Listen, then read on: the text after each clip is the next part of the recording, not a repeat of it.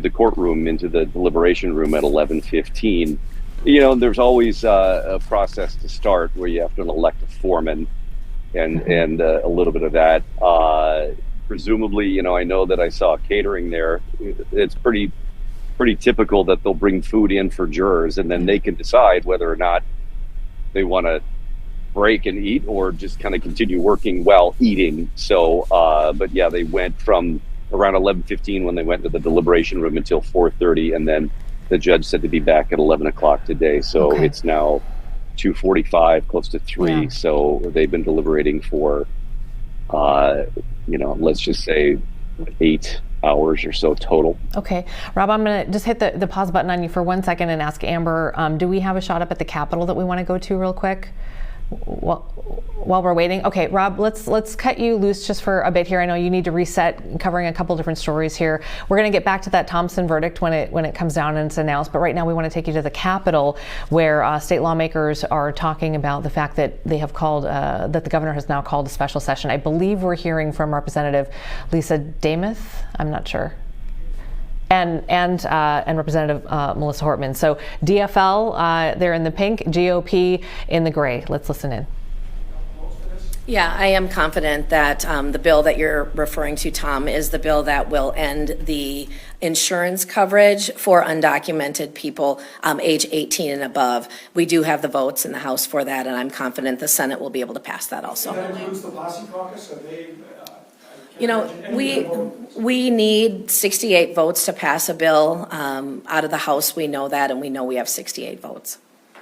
Speaker Davis, on that point, you had mentioned that the only way your caucus would get behind a standalone bill is if there was some contingency language. Yes. To ensure the governor's signature. Sure.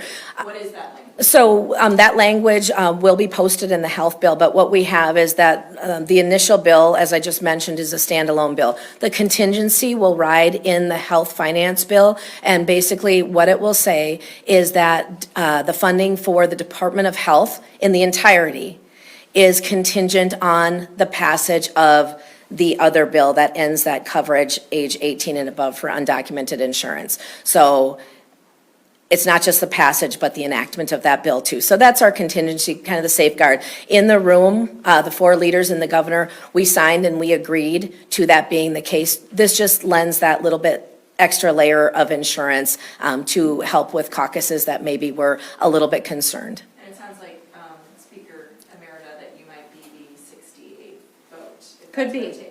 Could be. How difficult is that vote for your caucus?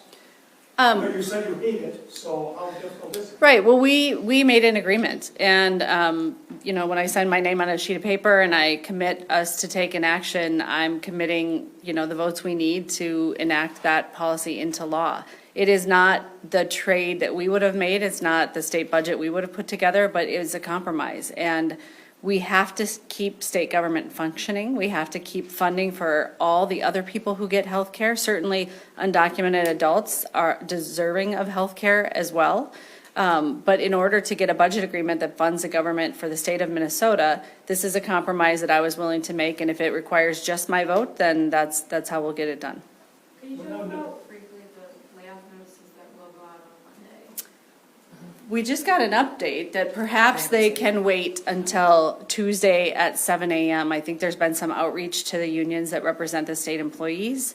And I think the folks, who are the beneficiaries of the contract or the co-parties to the contract with the state of Minnesota are saying, basically, we don't really want you to tell our employees they're going to be laid off and then the next day tell them they're not going to be laid off.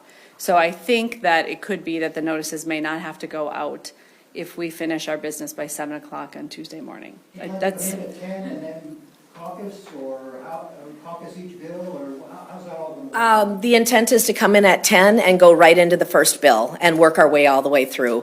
We've been very clear with all 4 of us as leaders that we will pre-caucus those bills as needed throughout the weekend, and we will make sure the work's done so we can get right to the work at hand on the floor. Is there discussion to ask your members to limit their floor speeches so that you can get this done on time, so that there's not someone's not talking for 2 hours? Great. Great question. We have talked already in our caucus going forward is we need to get this work done. And there's tools that we all have. We have social media. We can record early. People will want to speak on the issues that are important to them, the chairs and the committees also. But there has been no limit of how long they can speak. I want to make sure that each member feels that they can be heard in the best way that they want to carry that forward. Are we going to handle the no amendments that was part of the agreement? They can't, because they're not conference committee reports, somebody can bring an amendment, right? Right, and we cannot technically enter into an agreement of how we're going to vote or to constrain our members' constitutional rights to bring amendments. It's just we're going to discourage them. I don't think that they will be successful. In order to preserve the agreement, they cannot be successful. And one thing I want to add is that our members, if they have things to say about the bills, they can always come here before the floor and tell you exactly what they think, rather than doing it up on the floor. Just to play devil's advocate, it says you must conclude by 7 a.m. Tuesday, but this is not a constitutional must. This is an agreement. This is an must. agreement. Technically, you could recess and come back later, right? You don't have to finish and go sign and die by 7 a.m. In politics, as in life, you are only as good as your word. We have given our word. We have signed our name to that document, and I believe all the people who sign that document intend to live up to their word. Whether you're done or not. We will finish. We'll get the work done. Time for one more. On the issue of amendments, 14 bills have been caucused already for both of you. We have caucused over half of them. You guys have a grade for yourselves for this session? Oh, no, that's not. Do you have a grade for us? Yeah. You turned in your work late. Yes. Not everybody likes most of the stuff. I don't know. C minus? What do you guys? I don't think. The job of the session is to fund state government, and I think there are things in this budget for people to be really happy about. One of the things I'm most happy about is the automatic increases now we have built in to the E12 system, for example. So prior to 2023, the school districts would have to come down here and battle to get money to bring home. And now it is automatic that they will get an inflationary increase, and it's capped at 3%. So in the next biennium, there's a locked-in more than $1 billion increase. In the biennium after that, there's a locked-in more than $1 billion increase. That is really substantial new investment, additional investment, and that is an area where Democrats and Republicans are really united that we want our school districts to have resources. I think the other thing that's important is looking at where Minnesota families are with affording their lives too. We wanted to make sure that we weren't just increasing taxes across the board, and that lent to some of the hard decisions that we found ourselves needing to make. But this is the largest spending cut biennium to biennium that we have had, and we're making sure that Minnesota families aren't feeling that initial pressure from the state. Last question right there. Thank you. You mentioned that you can't truly prohibit your members from adding amendments, but assuming this agreement holds, it consolidates a lot of power in the leadership that amendments don't get on unless all 4 caucuses have agreed to them. I'm wondering if you can address that, if you think that that is the way that representative government should function. All of our members have had a chance to speak to the issues that have come up in their committees. They've been able to author bills. We've got next year that they can continue doing that work. So this isn't an attempt to keep people quiet in any way, but we do have to fund state government, and this is what we're working toward. But members can definitely be heard. Is there agreement on the tax bill? There was widespread opposition Yes. to the tax. There is agreement. Yes. And the rest of everybody.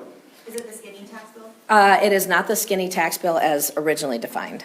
So put on a little weight. It did put on a little weight. So just to be real clear on that, and then we'll take off. But there were a number of non-controversial items or no cost items that were adopted in the tax conference committee. So there's TIF districts that were extended, and there's a lot of language things. So anything that the tax conference committee moved that was either low cost or no cost and was not controversial will be in an amendment that will be posted as soon as it's drafted. And we can make sure that that spreadsheet that the leaders signed last night is posted on the sheet where we list all of the drafts. And what we'll keep working to do is make sure that you have a clear link to the hearings on the language, and that you can find the language itself and the spreadsheets. And there's tax increase in there? Yes.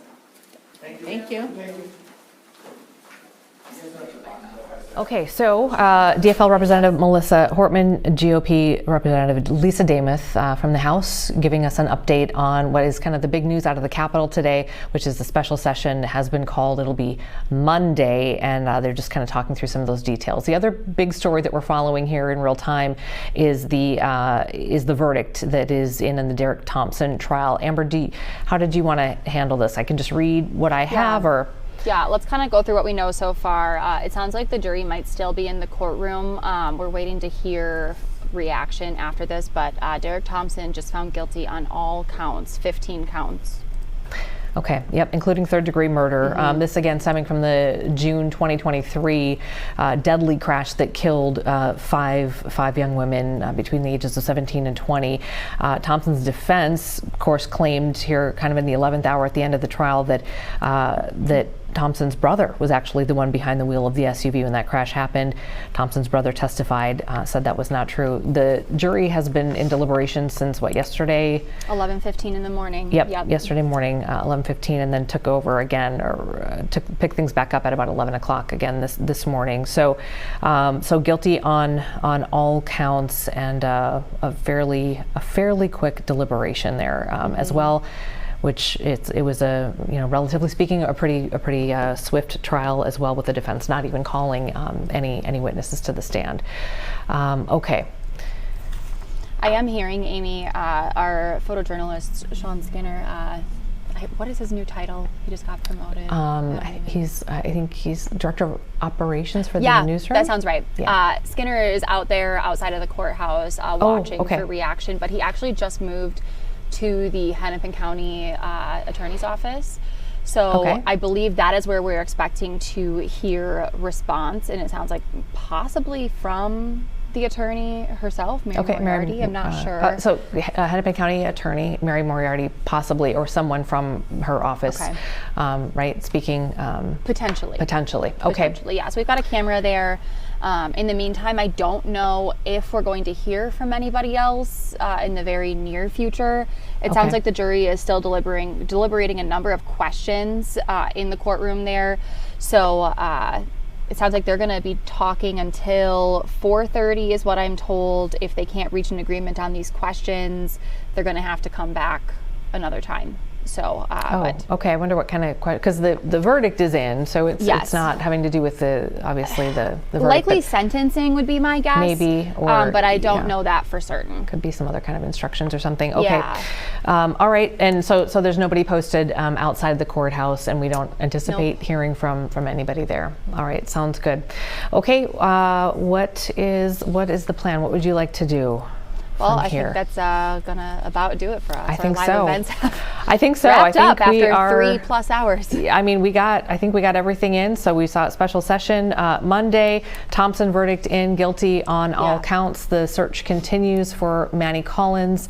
Now investigators right now, as we speak, are in a landfill in the Elk River, Elk River, in that area, looking for any clues to bring them just one step closer to finding Manny. All right, all of these stories and much more coming up tonight, and very shortly actually, and just a couple of hours here on Fox 9 News at 5. Of course, check our website. Always, they have everything up already. Everything's already updated. And you can find the read stuff there. a lot more about the Thompson case if you're not familiar with this. So there's also a really in-depth, great reporting. One really quick thing. If you get a chance to find it, look it up. We had a really interesting interview today with former Homeland Security.